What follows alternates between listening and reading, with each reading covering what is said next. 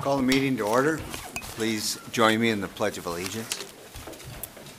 Pledge allegiance to the flag of the United States of America and to the republic for which it stands, one nation, under God, indivisible, with liberty and justice for all. As our usual agenda, we have recognitions.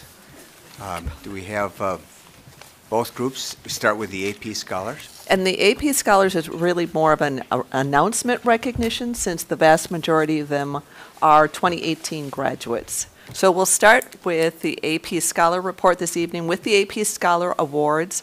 The College Board Advanced Placement Program recognizes high school students who have demonstrated outstanding college-level achievement through their performance on advanced placement exams.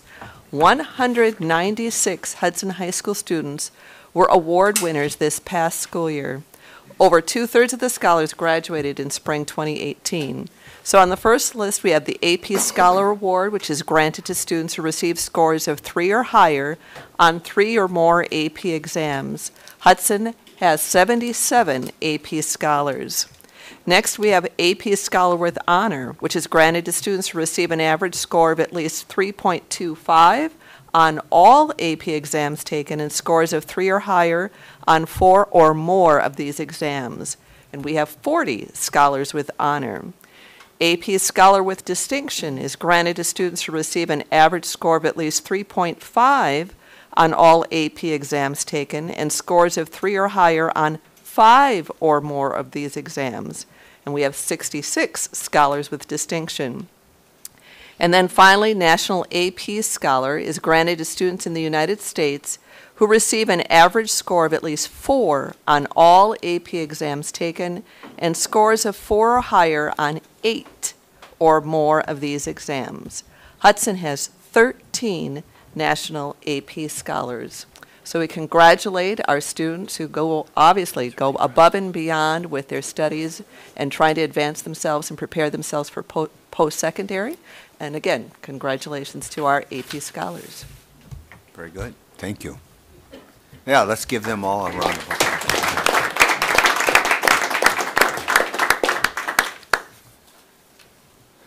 Thank you for that report. Now we have the high school musical. Yes, and I think they just arrived, right? So we are excited to have as our high school musical for the 2018 school fall, Beauty and the Beast, a well-known favorite of many of us. The high school musical will be held on November 9th, 10th, and 11th, November 16th, 17th, 18th.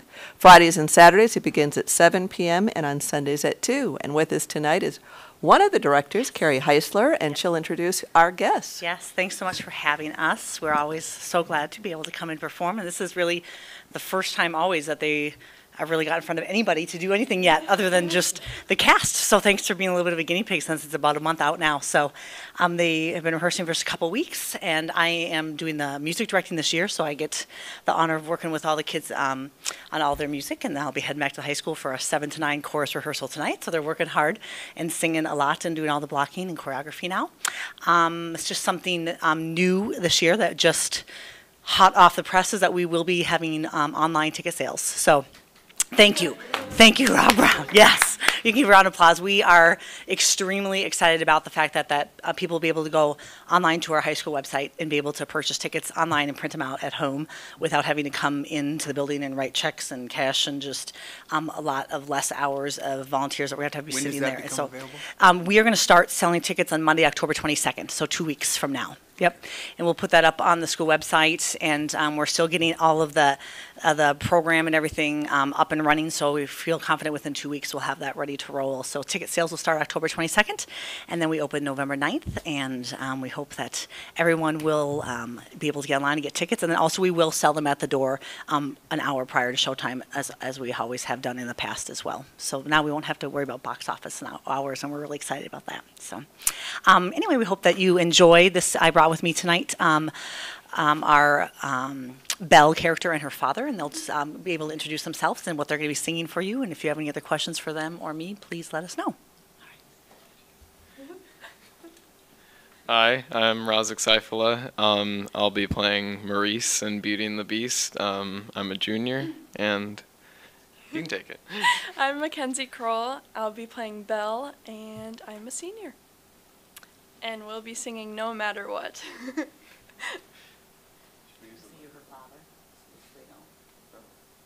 I'm Belle's father. Oh, do you want to do a seat, Kenzie, or no? That's fine. We can just stay.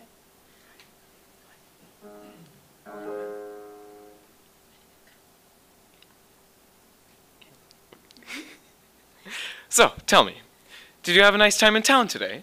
I got a new book. Oh, you do love those books. They take me away to such wonderful places where there's adventure, mystery, romance, and happy endings. Papa, if I ask you something, will you answer me honestly? Oh, don't I always? Do you think I'm odd? My daughter? Odd? Now, where'd you get a funny idea like that? I don't know. It's just that, well, people talk. They talk about me, too. No, I'm not odd, nor you. No family ever saner, except one uncle who, well, maybe let that pass. In all you say and do, you couldn't make it plainer. You are your mother's daughter, therefore you are class. So I should just accept I'm simply not like them. They are the common herd, and you can take my word. You are unique, creme de la creme.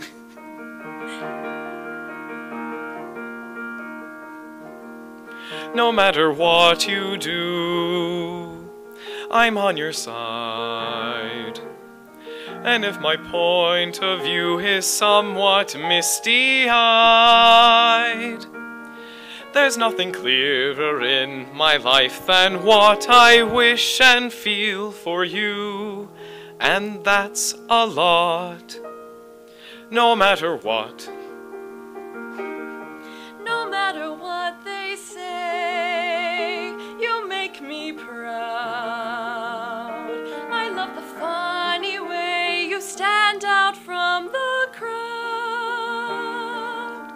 It's my intention, my invention shows the world out there one day just what we've got, no matter what.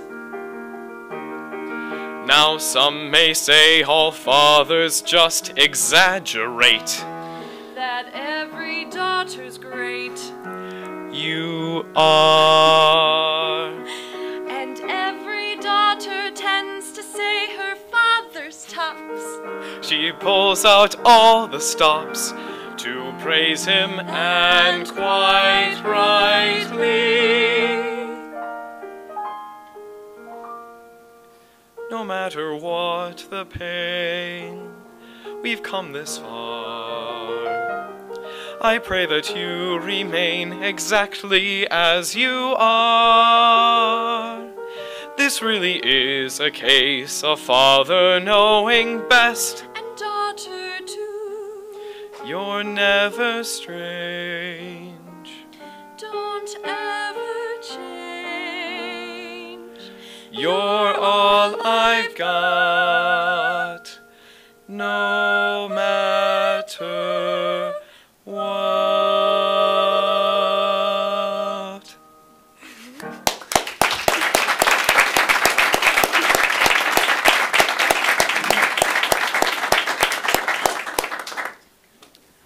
That was excellent. Thank you.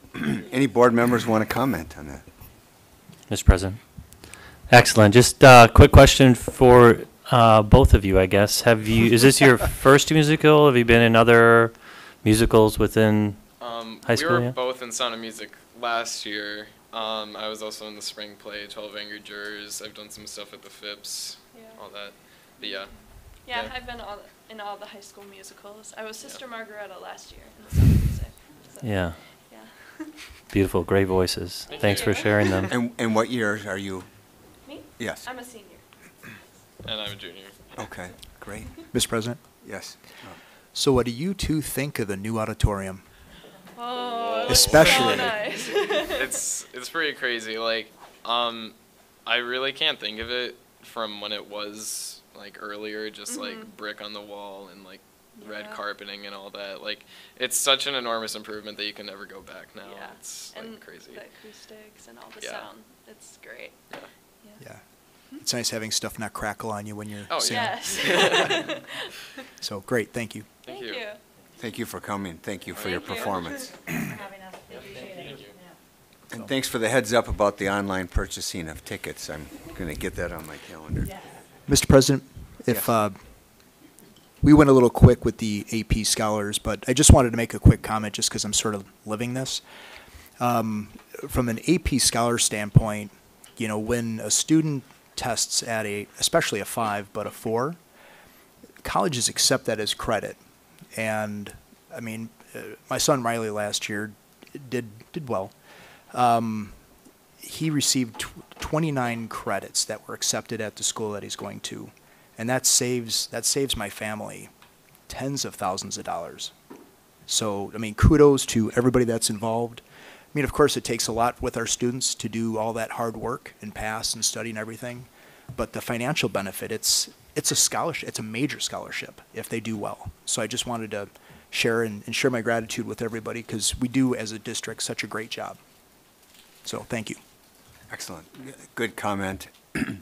And yeah, I think there's a lot of families out there that appreciate that opportunity, but it takes a lot of work and from both on the teaching end and then the students' commitment, and then the families are there to support them. So we appreciate our families as well. That gets us that recognition of being high on that AP honor roll throughout the state. All right. Without any further ado, we'll move on the agenda to citizens' request to speak about non-action items. We have 4 speakers, and what I'll do is our typical rules of procedure allow 3 to 5 minutes. I think what we'll do is we'll do 4 minutes max each so that we'll be able to move on. And again, you have 4 minutes. First up would be Darla Myers for the Citizens for St. Croix Valley.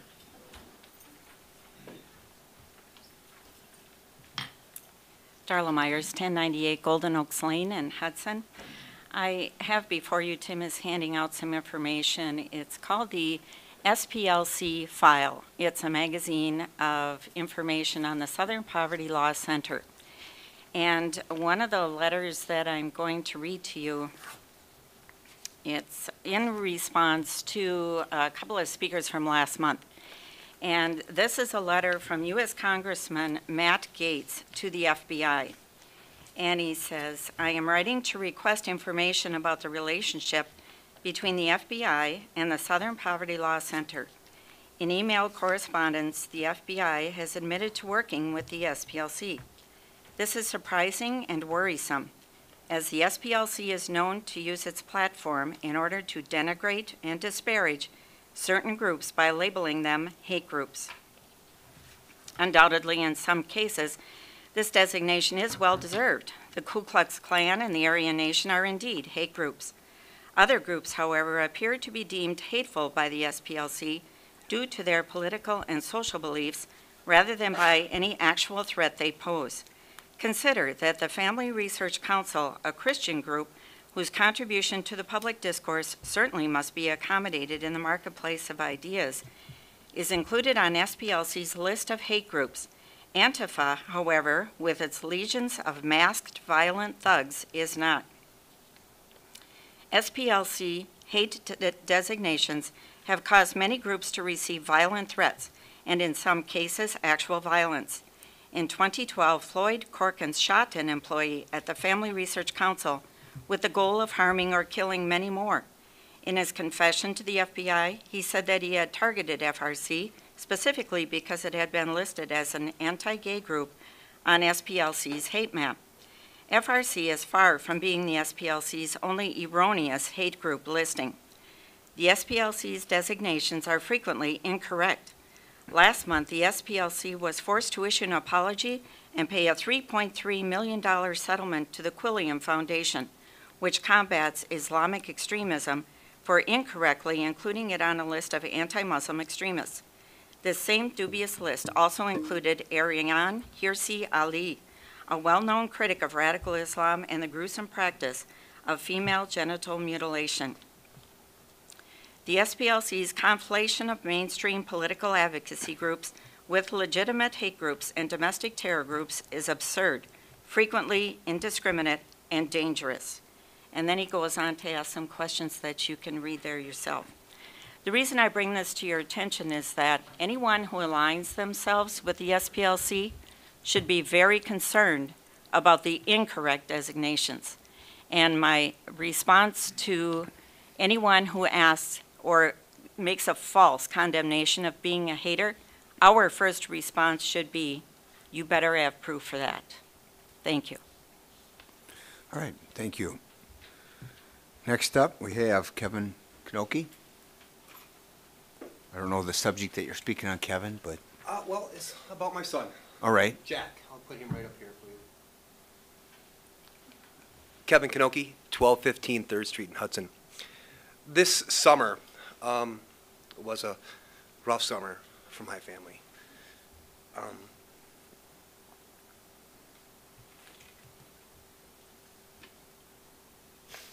My son got really sick, and he almost died. I'm sorry. Took him to the Hudson ER. Amazing, amazing docs there. Took care of him. They couldn't do any more, so they sent him to United.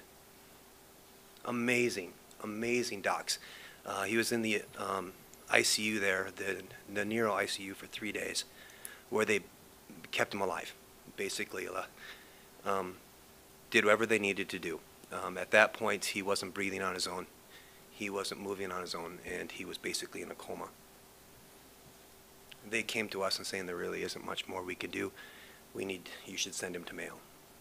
So like any other parents, we did what we needed to do.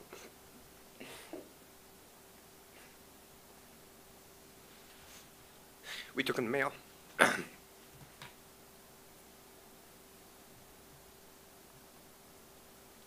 And the first things those doctors said to us is, give me 2 hours. Give us 2 hours, and we will have a plan. And sure enough, they did. 2.5 hours, or 2 hours, they came back, and they had a plan. My son was diagnosed with acute disseminated encephalomyelitis. It was an autoimmune disease that attacked his brain and his spine. And they were amazing. Just, you go to Mayo, and United, and you go to the Hudson ER, and we're surrounded by some of the best medical facilities in the world. And he came back. We got our son back. He's a Hudson graduate. He wants to be a doctor. He's a sophomore.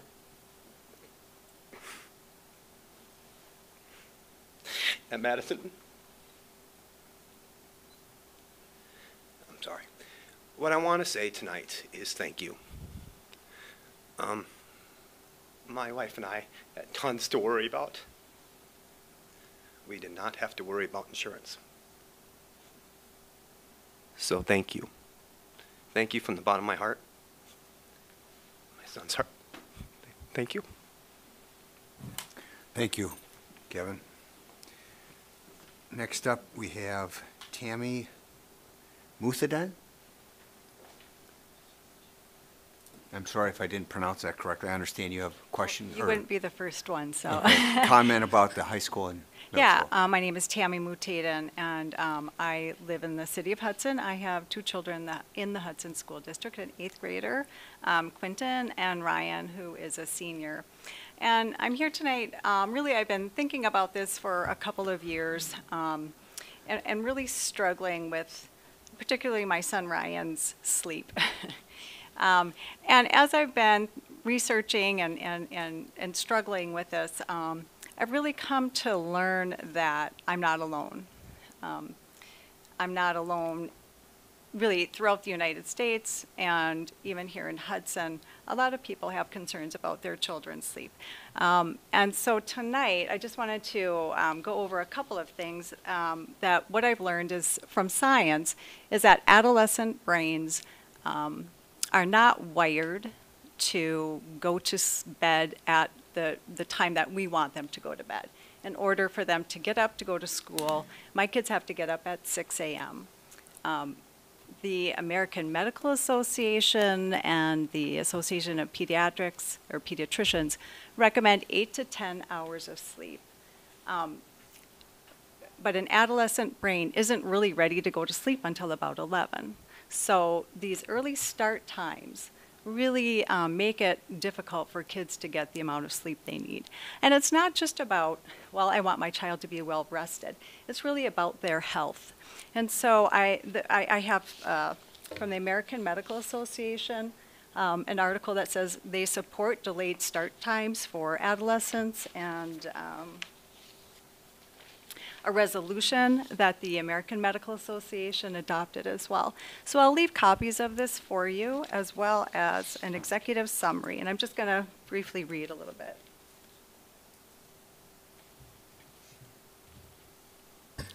So this executive summary is based on the Council on Science and Public Health, and it is based on the resolution that the American Medical Association adopted. So, the majority of adolescents do not get sufficient sleep, at least 8 hours each night.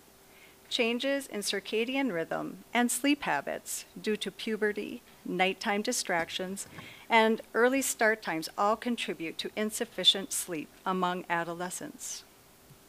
Decreased total sleep time among teens is strongly associated with several negative outcomes, including decreases in emotional processing and memory, metabolic disorders, impaired immune function, depression and anxiety, high-risk behaviors, increased injury from sports activities, unhealthy BMI, and decreased academic performance. Evidence strongly suggests that allowing adolescents more time for sleep results in improvement in health, academic performance, behavior, and general well-being. Overwhelming evidence exists that sleep duration in adolescents can be significantly increased when school start time is delayed, particularly past 8:30.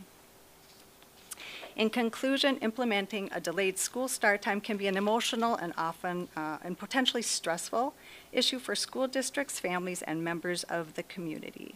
No one-size-fits-all approach to delaying school start times will be appropriate for all school districts. However, the Council on Science and Public Health believes that the benefits of delaying school start times to allow for adequate sleep among adolescents outweigh the potential negative consequences.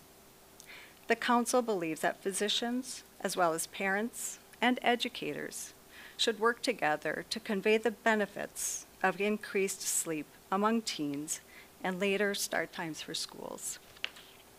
So there is a lot of emotional issues around this.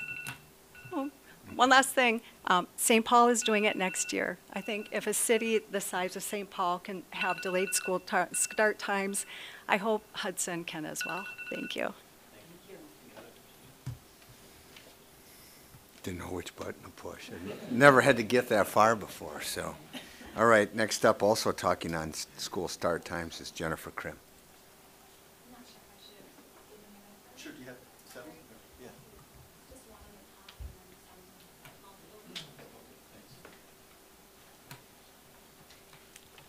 Hi, my name is Jennifer Krim, 511 6th Street in Hudson. And I came with Tammy here tonight. When I heard she was going to come and talk about this issue, I got really excited. I've actually really wanted a chance to, I guess, dig in on this subject. And so I'm excited that there may be some others that are thinking similarly. So thanks for listening to our comments tonight. This subject matters a great deal to my husband and I, partly because of our profession. We own a mental health therapy clinic in the area, and our demographic is primarily adolescents and their families. I should tell you I am not a therapist. He is. I'm hoping to go back to school soon for a similar licensure. But also we have 4 kids, and one just graduated in May, and we have 3 others that are still in the district. So this definitely, we have a vested interest in our own home. In our counseling practice, we do our best to address the current mental health crisis of teens today. But we often feel frustrated that we are only able to be reactive to the issues of depression, anxiety, and chronic stress. We want to be proactive. We want to get at the root of these issues, go to the source. And so often it's difficult to know what can be done to prevent depression, anxiety in our teenage clients. And I know many other community members I've heard say the same thing. What can we do? So that's why, after researching this topic, I am really excited about it. I believe this is a huge opportunity. I know you guys have looked at it before, at least that's what I've heard. But I do believe it is a huge opportunity to make a real difference in the lives of our teens and their families, in their futures, in their mental health. The research seems to me to be very clear on this issue, and I tried to give you a little bit, some links, also some bullet points just about the various just effects of a later school start time. I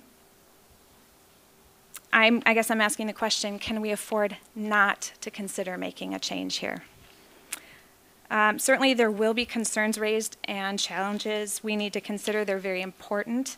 But I really believe as a community we can absolutely come together to find a solution that will work for everyone. I don't think we have to choose between our students' mental health and sports and childcare needs, for example. With a bit of creativity and a resolve that we don't have to do things the way we've always done them, I think we can figure this out together. And I would just love to offer my time and energy. This is an issue that matters a lot to me. So I guess we're just asking that this topic be looked into further. I'm not sure what the process is after that, but just asking for it to be considered and hope that steps might be able to be taken in the future. Thanks so much. Thank you.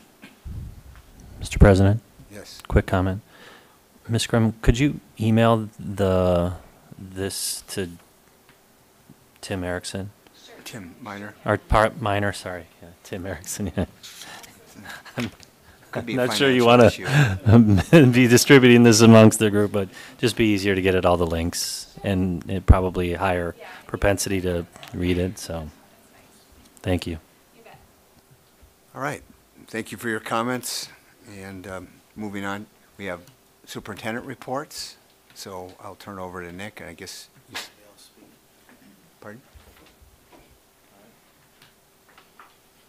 So I'll run through a couple items and try to be as brief as I can. Construction update. We had a great turnout for our open house last Tuesday night. If you're, I think all the board members were able to make it. I think we had well over 1,200 people throughout the course of the evening that showed up, and so that was great. The high school, we did get a lot of ask if we would have a secondary open house, potentially the end of November or first part of December, for folks that weren't able to make it last Tuesday night, and also then it would also showcase the final completion of the west side. And so I'll work with Tracy on putting something together. It won't be a big program or anything like that, but just an opportunity for the building to be open and we can have some of that set up and ready to go. So we're working through that. As far as the construction update, we have meetings coming up tomorrow to address some of the noise-related issues of the building. It seemed like the building was awfully loud. We talked with the controls contractor and some of the other things, and it was determined that we had some faulty sensors that were running our fresh air intakes or exhaust at 100%. So basically, it was just the building sounded like a jet turbine, and that's essentially because there were two giant, look like jet turbines blowing air out of the side of the building. So we're getting that. I think most of that has been rectified at this point. Working through a couple other items as we work through the project. Budget is tight, as we've talked about, and will continue to be tight as we finish up. But we're trying to head off any of the any additional changes that may be coming. So I believe the construction committee at the last committee meeting said they'd like to probably continue to have the committee meet through at least through the end of November. Is that kind of what you were thinking? Into December even? Yep. You know, to kind of make sure that we're kind of finishing it all the way through. Enrollment update. I don't know, Tim, if you can click on that. So we do have our third Friday count. And in our enrollment counts, that's nice and big for everybody to see. There we go. So a couple of items to look at. So I thought this was going to have our January count? Oh, the next page is the January count. Okay. Okay. So, and this has this January and last September, or? Yeah, January and last September. Okay. So one of the things to look at, the open enrollment is the big one I wanted to highlight on. So last year we had 141 students open enrolling out, and Tim, if you slide over a little bit, and 71 open enrolling in. If you go up to this year, we're starting to turn that tide a little bit. We had 134 open enrolling out and 94 open enrolling in. And so when you start to look at that, our goal is to at least get us to a point where we are break even. It's not a cost negative situation. So it's a great situation to be in, and we want to continue to see that trend rolling forward. So the one on the top is from this last September? That's the one right there is from just a couple weeks ago, as we're sitting. And you can see enrollment by buildings, and we'll do enrollment trends and things like that. But I just, we're holding pretty steady for the most part. Nothing too glaring as far as our enrollments. It's about where we thought it would be.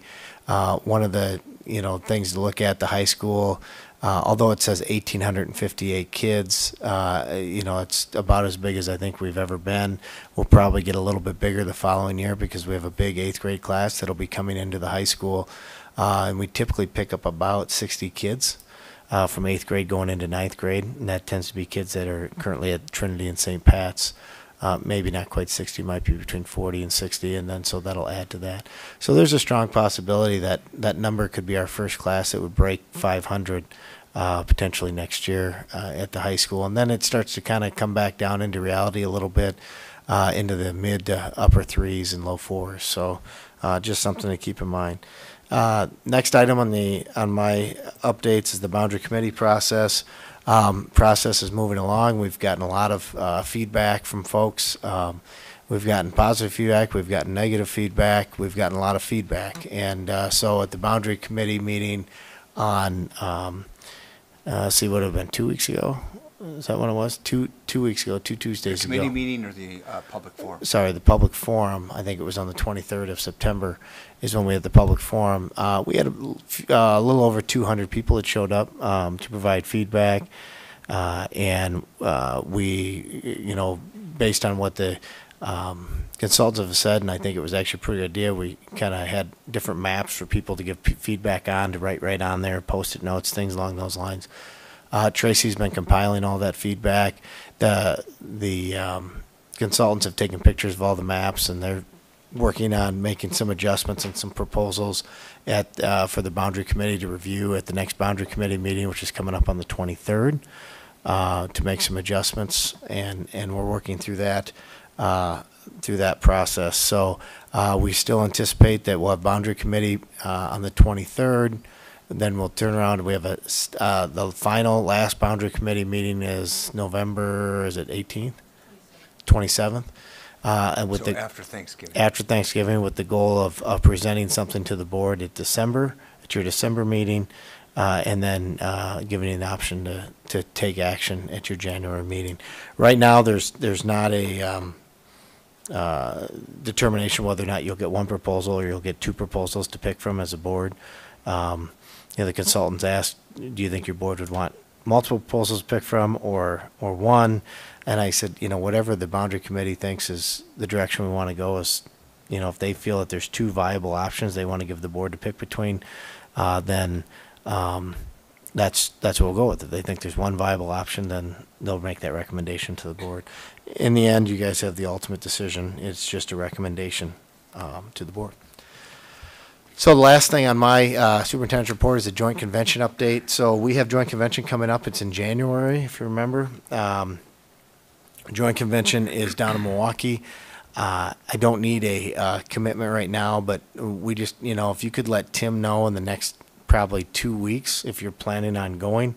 We need to start getting people registered and things along those lines. We have booked blocks of hotel rooms. We can always release, rooms if we need to, but that basically it's a Wednesday, Thursday, Friday. You leave sometime on Tuesday to get down there because it starts pretty early on Wednesday morning. It's about a little over a 5-hour drive down to Milwaukee. So if you could let Tim Miner know one way or another in the next 2 weeks if you're going to go, and he'll probably hound you if he hasn't heard from you, so that way we can kind of plan who's all going, that'd be great. The other professional development opportunity for the board that happens towards the end of the school year is the national conference for the school board association. That Jamie and I went to that last year. I thought it was a very, very well done conference convention. Lots of great breakout sessions. If there are people that are interested in going to that, I believe it's in Philadelphia this coming year. Please let me know, or let Tim know by the end of December. So we'll put a couple calls out for that. And if nobody wants to go, that's fine too. But the biggest reason is in order to book hotels for a discounted rate, we got to know, you can always back out, and it's pretty nominal, if anything, type of fee to back out. But it's extremely expensive if all of a sudden people decide, hey, it's March and I think I want to go in April.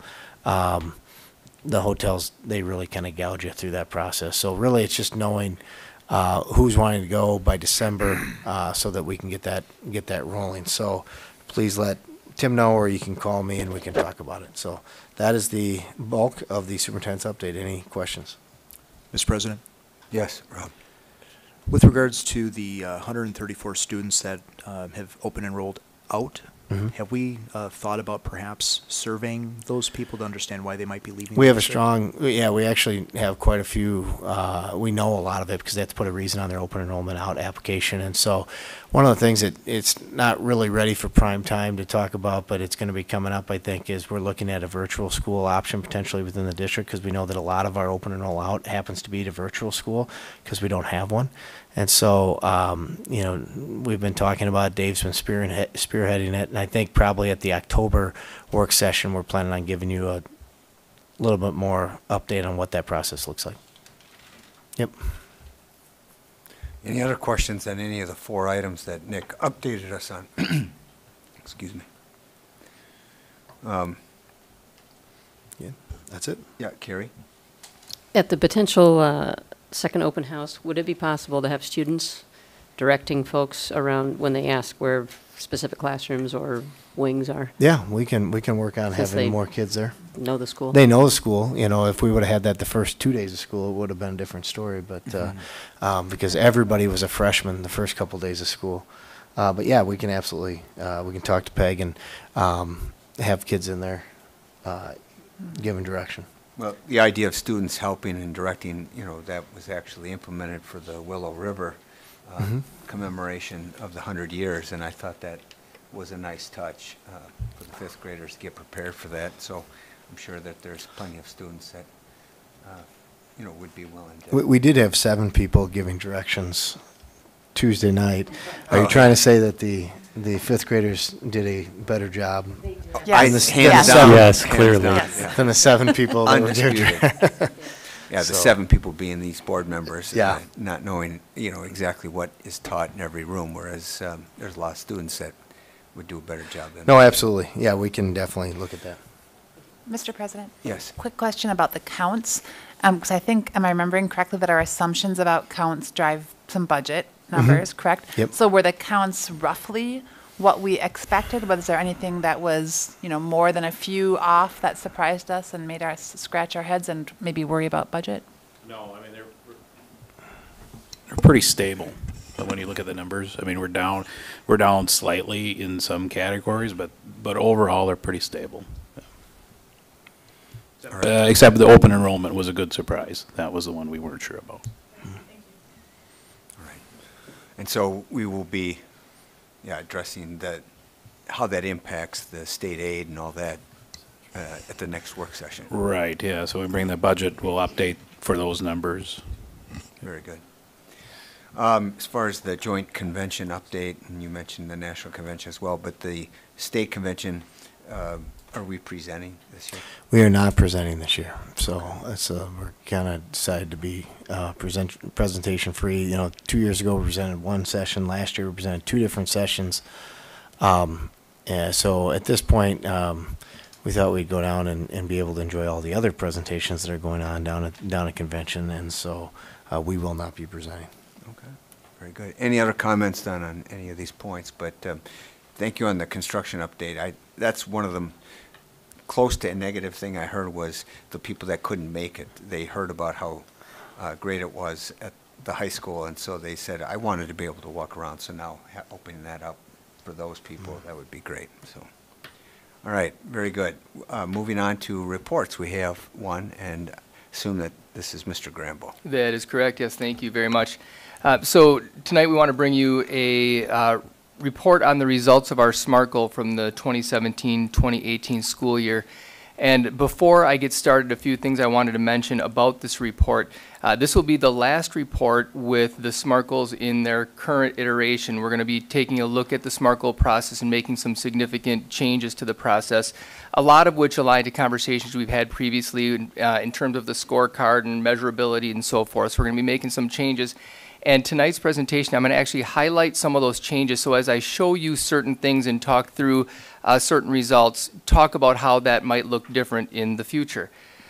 So if you can take a look at that next slide there, that's the SMART goal tree diagram. And this is what we use at all levels. So every school has a tree diagram like this, and it's broken into those 4 separate areas: school results goal, school indicators, school measures, and school targets. The examples I share tonight will be school targets. You'll see that's at the very end of the SMART goal tree. One of the major adjustments we'll be making is making sure that that very first square of the school results goal is more measurable. Quite honestly, we've been relatively flat with our ELA growth over the past few years, and we need to make some adjustments. SMART goal process is one of the things that drives those changes, and we recognize the need to make some of those changes. The analogy I'm going to use tonight is driving a car. If we picture that first box of the school results goal, I think of that as the GPS. It defines where you want to go. And with that target, that becomes everything. Obviously, you need to get to where you want to go. The targets and the measures are more like the dashboard. You got your tachometer, you got your oil pressure, you got all those great things that are super important, but they really don't matter if they don't help you get to that end result. So the GPS needs to be, we need to ramp that up a little bit more and update our GPS. The other major change that we'll be making is making sure that all of the measures we use are valid and reliable measures. We often use some internal measures which are great, and the teachers need those internal measures for formative assessment. We've talked about that last month, that idea of informing instruction. Those are super important, but they may not be the best measures to use in something like this where we're trying to drive systemic improvement. So we'll make some changes there. If you go to the next slide, this is the high school goal. And I'll have you read it. I'm not going to read things out loud to you here, but I'm going to point out a few things. First of all, this is a measurable goal in that it's very specific. By June of 2020, 85% of Hudson High School students. What is something we'd want to change on this goal, or an adjustment we'd make in the future? Right now we're using a disciplinary literacy rubric, which is a great tool. Teachers have done incredible work, but that's better for classroom measures. Teachers created that rubric. There is some consistency, but there's no normative data to suggest what is right, what is wrong, what's the level we're shooting for. So that would be an example of a change we want to make. Having said that, it's driven some great work. So if we go to the next slide, we'll see some examples of the results. So these are targets that would all be very applicable at the classroom level. So you can see here the way they broke it down, looking at levels on the rubric and the percentage gains they would expect at each one of those levels. And you can see in this case they met all those targets. The question is, does that lead us then to the ultimate goal of increasing the level of proficiency across the board at the high school? If we take a look at the next one, Hudson Middle School, this one actually is a measurable goal, and it uses the forward exam, which is a valid, reliable measure. That's the state exam that takes place, students grades 3 through 8 in ELA and math and some other grades in the other subjects. So this is an example of a goal that actually would work in our next system. It has the valid and reliable measures, has specific targets in place. And if we take a look at the next slide, then we can take a look at those results. The first two examples are targets. They're not the overall goal. That's that far right side of that tree that we just talked about. But the last one is actually the school results goal. This is the only level at this point that had results like this where we could say, when we look at the results at the end of the year, how does that relate to the overall goal? So you can see that we've got the 6th grade. The baseline was 40% of the students were at the level that was aimed for, the proficiency level. The goal of 50%, and then the net result 60 or 54.2%. The one thing that we'd want to adjust to this goal, it's a little convoluted. There's a lot to it. We want to simplify our goals too. So on the first level, they're very understandable. They're very transparent. Someone can look at them and say, I understand what the overall goal at that level or that school would be. One thing to note with these results, those are not cohort results. And what I mean by that, the 7th grade results came from a 6th grade cohort baseline, so it's not the same group of students. Still is an important way to look at things, but it's also important to look at a group of students and look at how they grow over time. Now the elementary goal, this next slide, the elementary goals are the same this year at all levels. By the end of the 2019-20 school year, 90% of all students will independently demonstrate proficiency in reading. It's a great goal, except it's missing the measure. And when I say these things that it's missing, no one made a mistake. This was the direction we were taking. We're just recognizing the need now to make an adjustment. The issue that we had was originally we measured that goal using the Fontes-Pinnell benchmark assessment system, which is an excellent assessment for classroom use. It's not a great assessment for looking at proficiency levels at a school. What we found was year after year we were hitting this target using the Fontes-Pinnell assessment, but it wasn't driving overall proficiency up with our other more valid measures. So we need to make a change there, need to make that adjustment. These results I share with you again, they're target examples. At the elementary level, there are many assessments. These are examples. They have more targets than just those that are included. Some are specific to grade levels. For example, you'll see the PALS assessment. That's only for grades kindergarten and 1st grade. You'll see the Fontes and Pinnell assessment, which is K5, and then you'll see also the forward exam, which is grades 3, in this case through 5, but also up into the middle school level as well.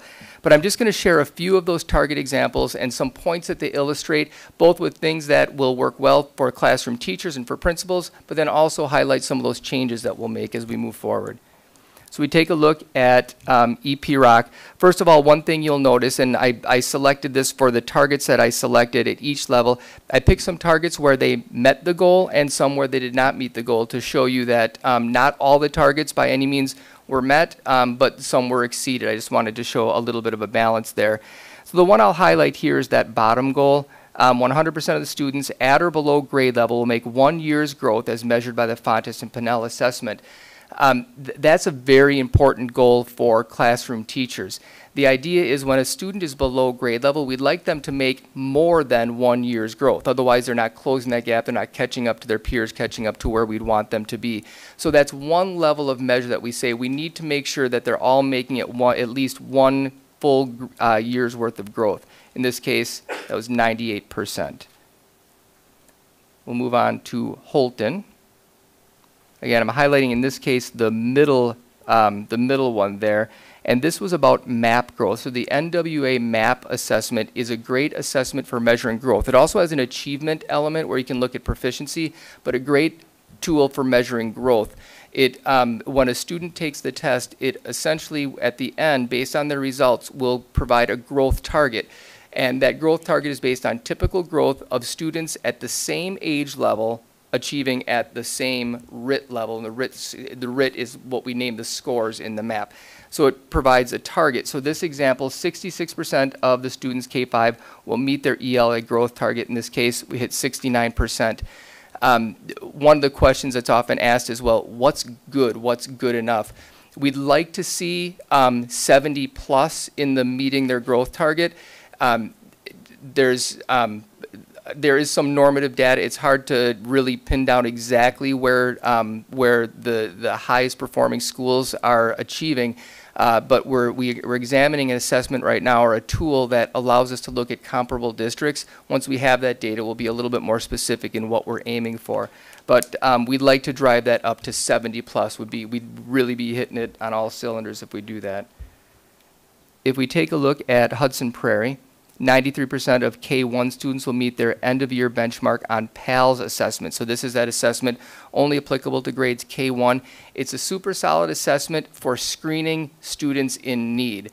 It's not a real diagnostic tool where you can dig in and have some instructional guidance, but really good at highlighting students that are in need. So again, important, but maybe not something we'd use to drive the overall system.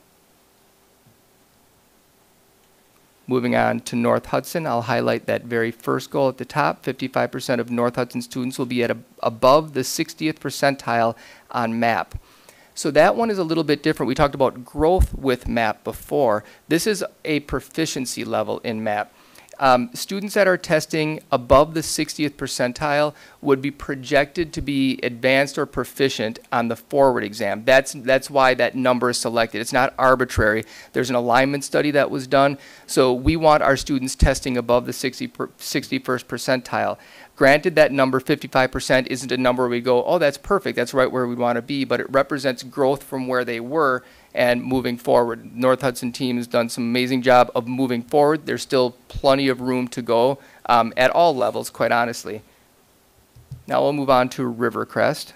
I'll highlight the middle goal at Rivercrest. 97% of K-1 students will meet the end-of-year benchmark on the PALS assessment. So this one a little bit different in that we have two measures here related to achievement, one related to growth in this case.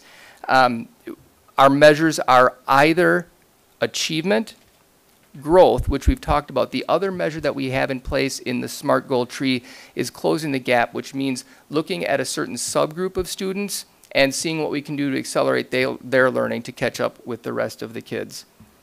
And I will close with Willow River Elementary. I'll highlight the bottom goal here. This was an interesting goal because it was based on a tiered goal. A tiered goal means that there's individual goal levels depending on the student's performance level, and this one was broken out by grade. So this was set up that 90% of students will meet their tiered Fontes and Pinnell growth target. If you take, what I did was we just broke down the results by grade level. So you can see some grade levels that met or exceeded that, while others did not meet the target. And again, we're looking forward to making some changes, really looking forward to aligning our SMART goal process to the scorecard that we'll eventually have out, and looking forward to increasing that measurability at the front end and increasing the validity and the reliability of the measures that we use. What questions do you have? Board member questions regarding the SMART goals. Mr. President?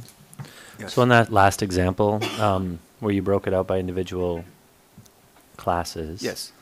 Is that something you're looking to do more of, or is that just circumstantial here, as in, for instance?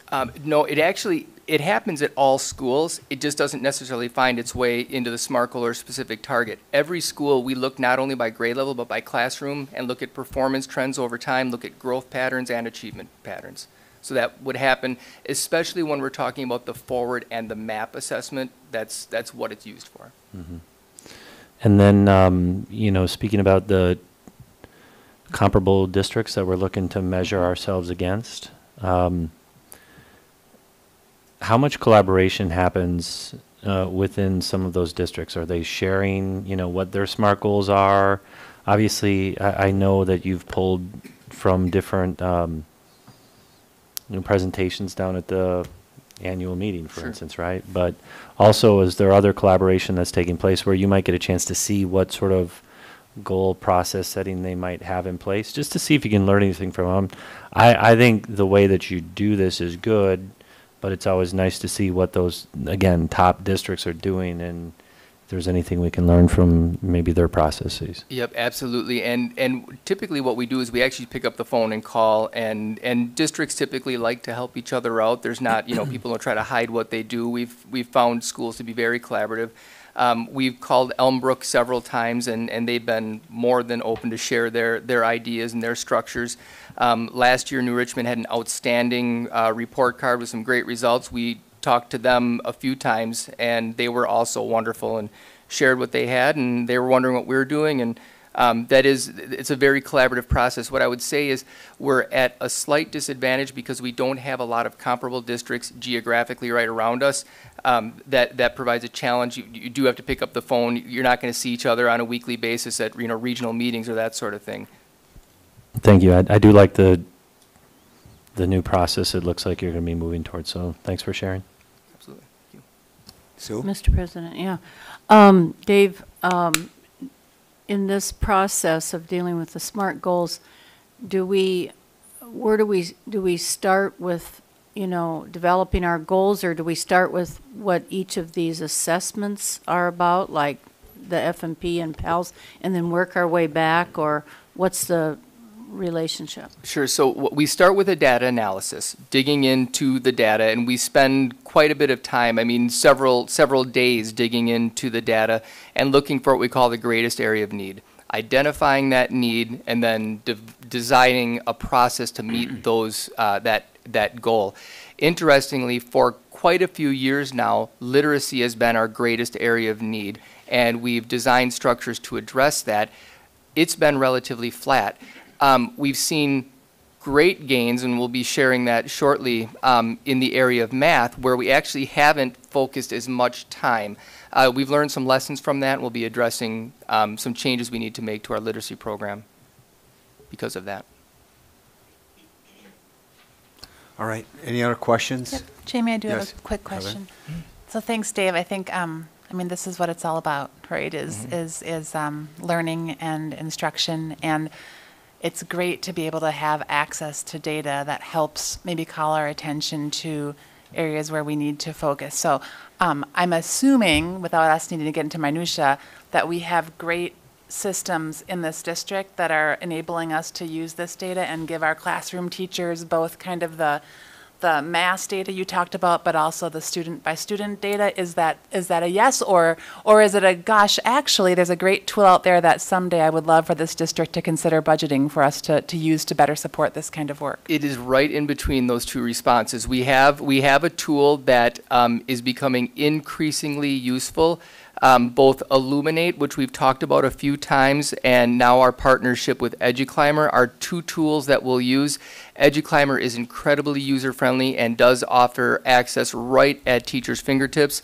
Illuminate is a little more complex, but allows a little more in-depth work, and also a platform to administer some of these assessments to streamline that process so teachers aren't spending as much time tabulating data, and they can get into the good work of analyzing the data and making instructional decisions. Carrie? Mr. President, Dave, I'm sorry, this isn't a question for you, but maybe any administrator or students. Are you guys here for a specific class or serving like a cruel detention? I can answer that. So we are all students of University of River Falls, Wisconsin? Yes. Okay, I said that backwards. But, and us 5 are in our TED 100, so we are freshmen, and we are just learning to get involved in all the things going on in the districts and stuff. And then, I don't know about you guys. So, but we're all TED. So like we're all LED learning teachers. to be LED teachers or secondary education teachers. Yep. So. All right. Thanks for joining us then. Yeah, have fun. Thank you. Good timing tonight. Yeah. All right. Any other questions specific to Dave's report on the SMART goals? But again, each of these examples, there was more targets than just what's up there. It's just that these were examples and kind of the executive summary version. But then this process starts all over again now with setting of new goals, and then kids will be going through different assessments. Yeah, exactly. So shortly we'll be able to bring you, probably in November, we'll be able to bring you the new SMART goal with some of the changes that I've mentioned. And I just noticed that there's different types of assessments you referenced in your report, but we got the F and P, and you got the forward, and you got the map. How many other tests are our kids being assessed at besides those 3? At the elementary level, well, some of them, again, are only to individual grade levels. So we have PALS and we have forward, but no student takes both of those assessments. It's K1 would take PALS, and then 3 and up would take forward. NWA map, and then there are some classroom assessments, obviously, but from a large perspective and like the district initiated ones, isn't my time's up? No, I'm just kidding. Cut you off mid-sentence. Yeah. All right. So there are a few more, but those would be classroom assessments. In terms of standardized assessments, I think they're all represented in this report. All right. Very good. Hearing, yes, Sue. One more thing. I remember, Sandy, you gave us the rundown on all these tests. Maybe you could remind us of that document and we can review it or something. Would anyone care for that? I thought that was really helpful. Yeah, maybe an email where you talked about each of the assessments. I shouldn't say test, I should say assessment. And I would be glad to share the entire tree too, so you can see the full palette of the assessments and how that all works. All right. Very good. All right, moving on then, we've got topics for possible action, and we basically have the consent items. We would need a motion with the language regarding the payment of the bills. Mr. President, move approval of the consent items and that the Chief Financial and Operations Officer be authorized to pay bills in the amount of $10,637,641.66. Okay. It just requires a voice vote. All those in favor say aye. Aye. Those opposed, motion carries. Second on the topics for action is the Family Means contract for 1819 for co-facilitated group sessions. Is there somebody that's introducing this topic? Would that be? Normally it'd be Aaron, so. Yeah, normally it would be Aaron. So essentially what this is an expansion of our co-located mental health services to additional buildings. So because you guys haven't seen this contract, we always break it out as a separate action item, but very similar to what we've done in the other buildings. So again, just trying to expand our mental health capabilities amongst all of our buildings. And we got two different mental health grants. We had the one before and the other one that's still in the process from the state that's part of that safety and security. Correct. So which of those two grants do you know is addressing this? It's not the safety and security grant. It would be the other mental health grant. Okay. Mm-hmm. All right. Mr. Yes. President, I just have a quick question. I noticed one of the items in the contract was providing Family Means a office or a location on our campus for doing assessment. I was just curious where that might happen in our high school building. So or maybe it's other buildings too. It's all the different buildings. So they basically need to have a space where they can meet with kids or do assessments with kids and things like that. So what we're basically saying is if they're going to come, we're not going to have them meet with kids out in the cafeteria or something along those lines. We'll find a private space for them to be able to do those things. And currently we're not short of space to be able to accomplish that. No. All right, very good. Is there any other questions regarding the Family Means? It's an annual contract, but this is one that I know has grown from, we just had it in one or two buildings, and now we've been able to offer it to more students, right? Yep. Right. Is there a motion to approve? I move that we reapprove the contract for with Family Means. Is it reapprove? Well, approve it for the 1819, and would be renewing it for that year, but yes. Second, as amended. Okay. To clarify, I think this is a new contract, right? On the consent agenda was the renewal of the existing contract. This is a new contract for expanded services so that they're in all schools. Yep, this is a new contract I'll to amend expand my it. motion. Yep. So Sue's amended her motion. To 2018 new contract. Okay. Right, we've got the continue, Heather pointed that out correctly. It's got, one was under the consent, and then there's one under action. But combined, they will then cover all of the services Family Means is providing. Is there any further questions then of the administration regarding this?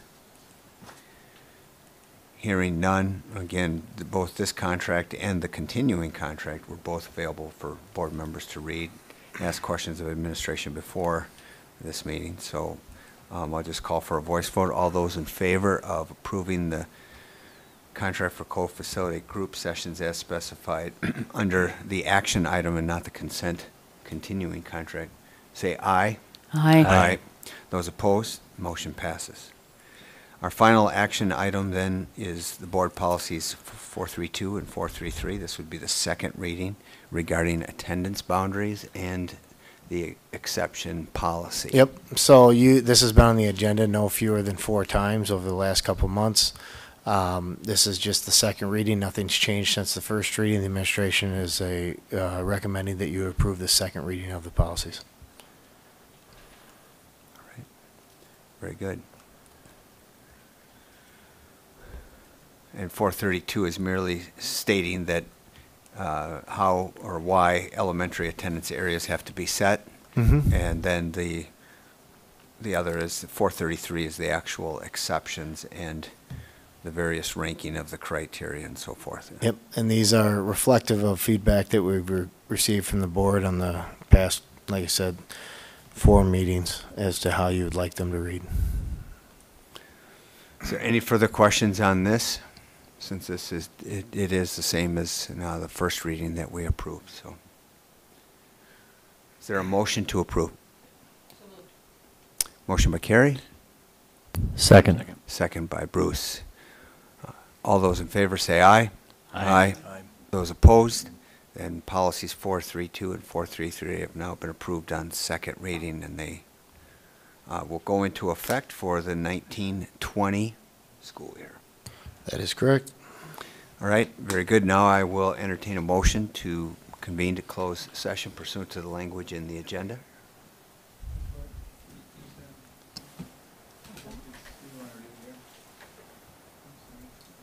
Mr. President, I Yes. would move to convene in closed session pursuant to Wisconsin Statute 19.85, Parent 1, Parent C, to consider the employment, compensation, and performance evaluation data of the superintendent. Second. All right, this calls for a roll call vote. Bauman? Aye. Brown? Aye. Hanson? Aye. Katas? Aye. Loglin? Aye. Whitaker? Aye. Johnson? Aye. The motion passes. We now will move to closed session and clear the room. Thank you for coming to the open session portion of the meeting.